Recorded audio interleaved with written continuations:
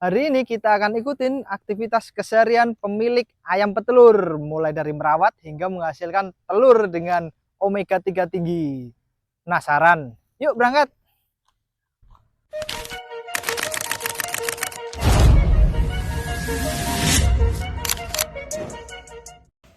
Gimana mas? Gimana hari ini kegiatannya ngapain aja nih mas? Ya biasa pagi kan jam 8 kurang dikit sebelum berangkat ke kampus ngecek kandang ayam dulu mau dikasih makan pagi. Pagi ini kita akan belajar dari Zami, seorang direktur yang juga mengelola peternakan ayam petelur. Menariknya Zami nggak cuma sibuk di kandang, tapi juga tetap bekerja dan kuliah S3 di saat bersamaan. Ini ada kandang bebek juga ya? Ada, ini kebetulan kandang bebek tapi milik adik saya. Jadi kebetulan gua ngurusin ternak tapi beda spesies. Bukan cuma Zami aja yang memiliki peternakan, adiknya juga punya peternakan bebek petelur.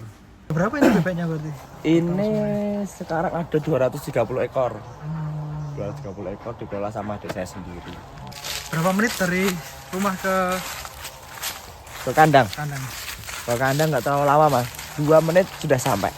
Jadi kebetulan tanah yang tak sewa untuk kegiatan bumdes atau bungkal itu nggak terlalu jauh.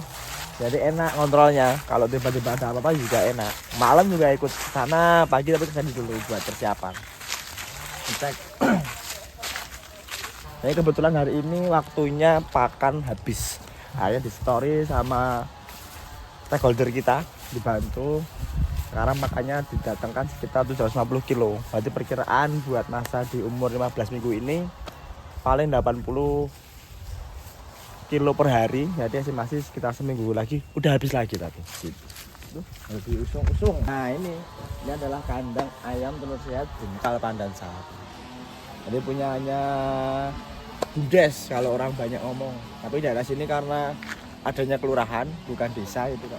Jadi ini Bungkal namanya. Ini kandang ayam dengan kapasitas 1000 ekor. Itu saya kejar Mas Jaru. Iya Mbak Anjir.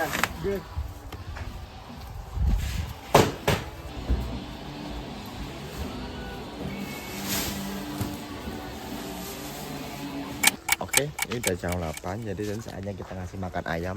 Tapi bukan sama saya, kan sama Pak Ahmad selaku anak buah kandang. Seperti itu, monggo. Udah dikasih makan, sambil diratain lagi sih mas biasanya. Kadang kalau diratain kayak gini, itu tuh kita mancing ayam bisa mau makan lagi. Seolah-olah kita ngasih makan terus juga gitu kan, biar makin dokoh gitu. Tapi kalau ada orang baru kadang suaranya kayak gini mas. Nah, ini adalah ketemu orang baru. Malu-malu kali ya? Malu-malu mungkin karena belum nganu sih mengenal aromanya kali ya, ya kan. Jadi aroma siapa itu air. Jadi nanti ketika kita mau ngasih vitamin, kemudian kalau ada sakit kita lewat situ mas. Ayamnya itu total waktu datang itu ada 1006 datang, walaupun memang kapasitas kandang sendiri kandang batu itu ada 1008. Jadi ada kandang 2 slot kosong, tapi dengan beriringnya waktu ada yang meninggal mas. Jadi ada 2 yang udah meninggal. Tapi kemarin saya cek sama dokter hewan dan sebagainya terkait organnya di dalam itu masih sehat-sehat aja.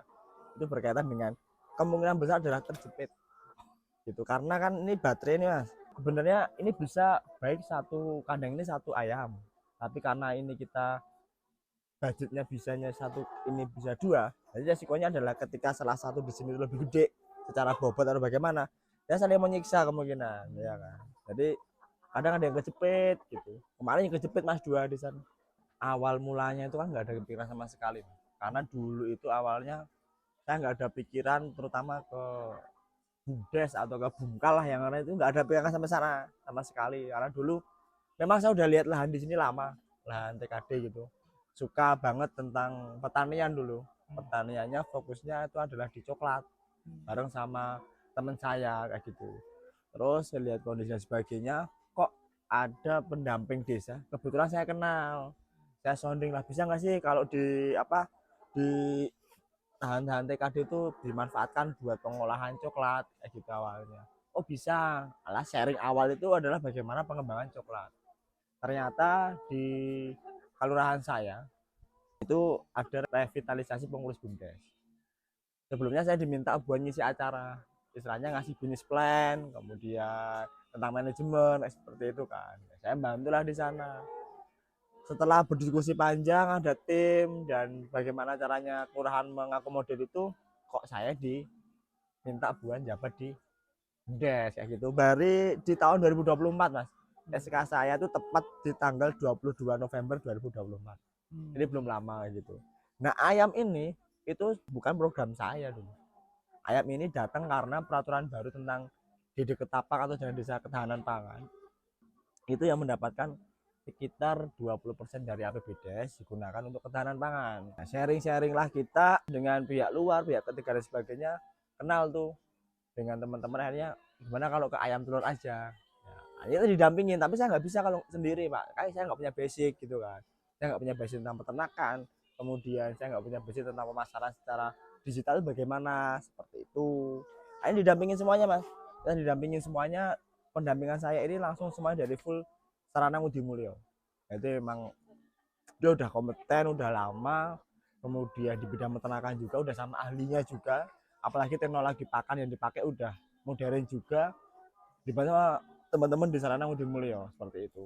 Akhirnya terciptalah kandang ayam ini nih, walaupun emang awalnya tuh ya tahu toh Mas, konflik internal, politik internal yang ada di kelurahan itu kayak gimana.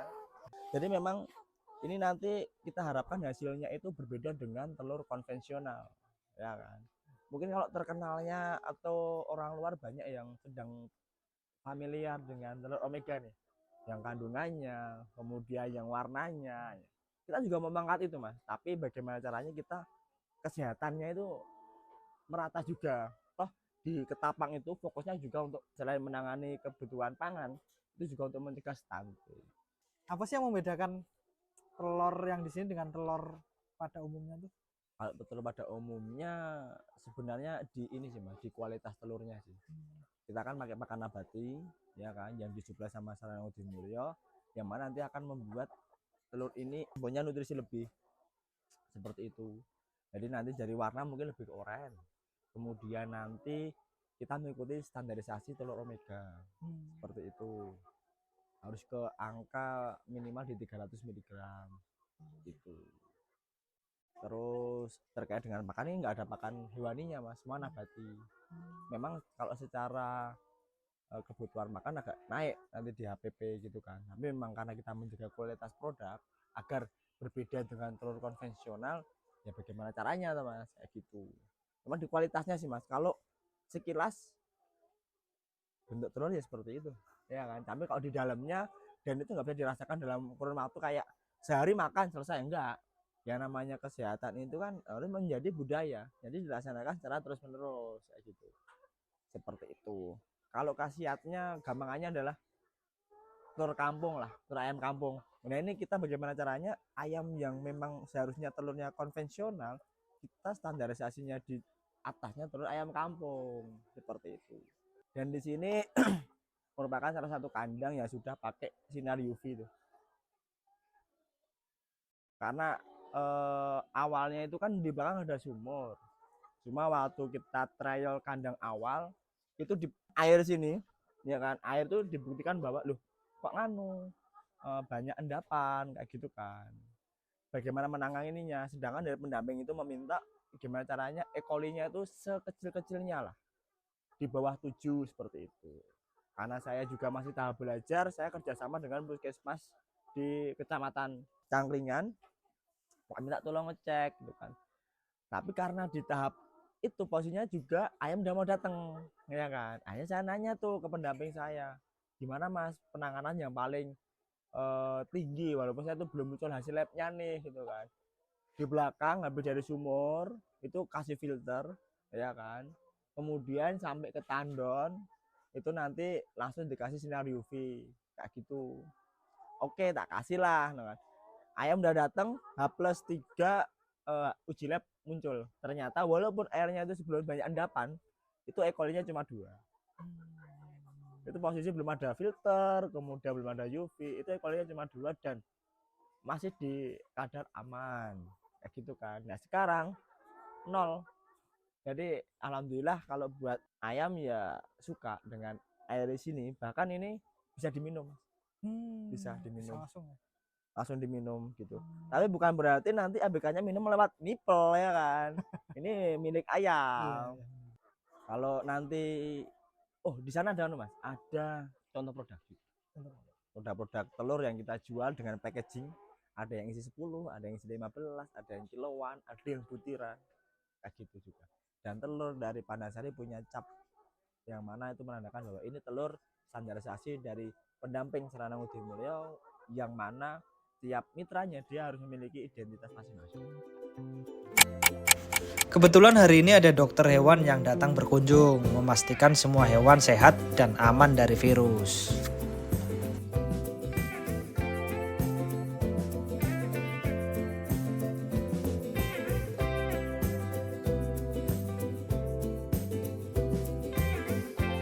Proses grading, ini di grading supaya tahu kan dari seluruh kandang ada beberapa sampel Mas, dan dari sampel-sampel itu kita cek hampir tiap minggu sih untuk kenaikan bobot, supaya nanti tiap minggu ini kita bisa ngasih makan lebih seperti itu. Jadi nggak satu kayak gini, nggak, nanti kalau ada yang bobotnya kok rendah kasih kandang di paling atas. Kandang tuh kalau bisa matahari harus dapat Mas, dari barat ke timur arahnya, jangan utara ke selatan kayak gitu, karena nanti harus nyari cahaya matahari kan supaya ayam itu bisa bertelur.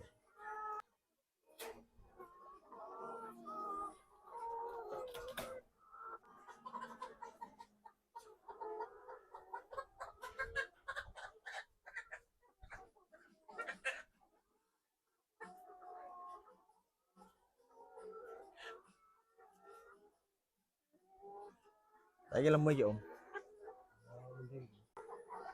lagi monster iki. Ini 1,4an iki. Bisa bertahan apa ora iki ya? Cek. Ya. Entah. 1440 kan? Iya. Paling besar nih Paling besar. 1440.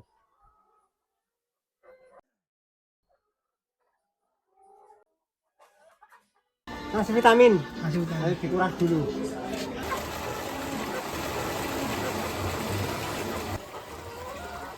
Mau vaksin ayam, disuntik bagian pupunya. Harus agak pakai alat Mas, karena kan kandangnya baterai kan. Kecil ya? Lecet tuh loh.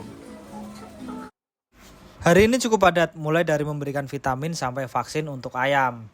Menarik, hampir semua makhluk hidup butuh perhatian dan perawatan yang sama ya. Ini masuk ke gudang sementara kita, karena nanti akan ada sedikit pembetulannya ada di sini. Ini masih jadi satu gitu kan. Ini akan jadi gudang nantinya buat telur. Jadi nanti di tahapan sini akan ada rak, di mana rak tersebut itu nanti ada beberapa lokasi Mas, atau kita pisah-pisahkan. Yang pertama nanti di sebelah sini ada buat gudang, jadi telur fresh setelah panen nanti kita grading, kita aja masuk ke gudang dulu sebelum nanti baru masuk ke grosir. Nanti kalau orang reseller mau beli, kemudian orang Bukir Sari nih, khususnya Bukir Sari, maksudnya ke grosir akan lebih murah gitu kan. Tapi udah dalam tahapan cap packaging juga. Nanti penjualannya resmi kita di retail seperti itu. Ini contoh telur yang sekarang ini kita kerjasama dengan Serana Ngudi Mulyo, yang mana itu adalah pendamping kita.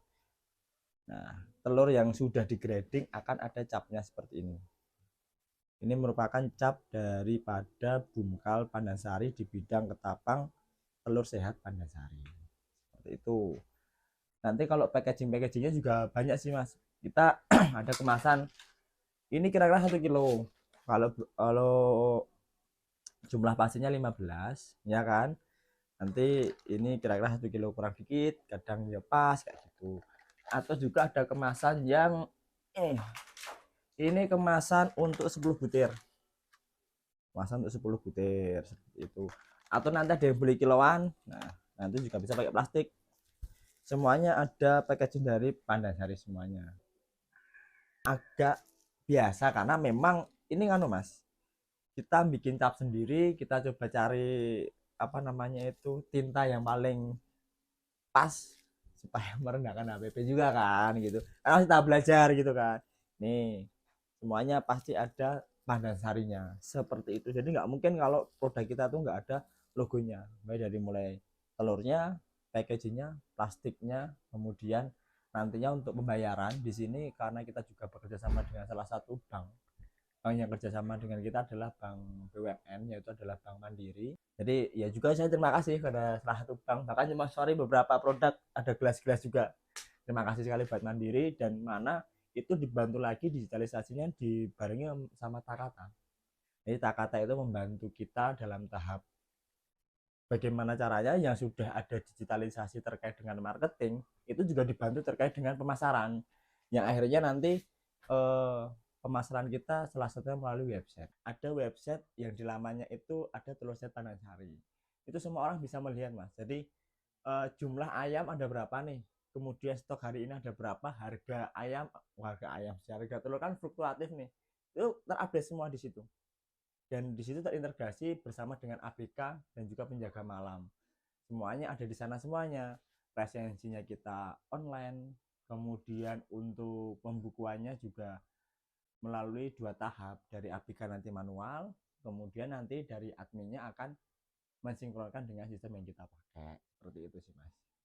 Berarti kalau mau cari, mau beli, nanti hubungnya ke di website ada, di sana langsung dipesan sekarang ada. Itu ada semuanya lengkap di sosial media kami, di Instagram ada di UD Pandansari, kemudian di website resmi kami di pandansari.id. Seperti itu ada semuanya lengkap. Oke. Cukup mudah sih. Nanti pokoknya Takata tuh yang selalu bantu saya buat marketing, ya kan. Jadi beliau membantu banget, Mas, buat marketing kami. Jadi alhamdulillah kemarin kami bermitra aja sehari alhamdulillah bisa mengeluarkan sekitar 300 sampai 400 butir per hari. Jadi memberikan edukasi sekaligus kesehatan terhadap masyarakat terkait dengan telur ayam sehat Pandansari. Seperti itu, Mas. Nah, seperti inilah perjalanan seorang peternak telur. Bagaimana? Masih tertarik menjadi peternak telur? Karena hari sudah sore, waktunya kita berpamitan. Kegiatan selanjutnya adalah saya melanjutkan kegiatan yang lain. Saya melanjutkan kegiatan dengan saya harus kuliah, karena kebetulan saya masih dalam tahap kuliah, Mas. Saya masih dalam studi lanjut di program doktor, kemudian saya juga masih nyambi di UNJ juga karena kemarin alhamdulillah mendapatkan beasiswa di sana. Terus nanti juga ada controlling di beberapa usaha yang lain kayak gitu. Jadi memang kalau ayam sebenarnya 24 jam, tapi kalau sampai makan yang kedua itu di pukul 2, nanti sisanya tinggal molak-malik makan supaya nanti ayam makin ngapa ya. Ternyata kalau kita ngasih pura-pura ngasih tuh ayam juga mau makan. Jadi naikin berat badan ayam aja sih, seperti itu, Mas. Oke, kalau gitu pamit dulu. Terima kasih. Oke, siap, sama-sama, sehat selalu, Mas.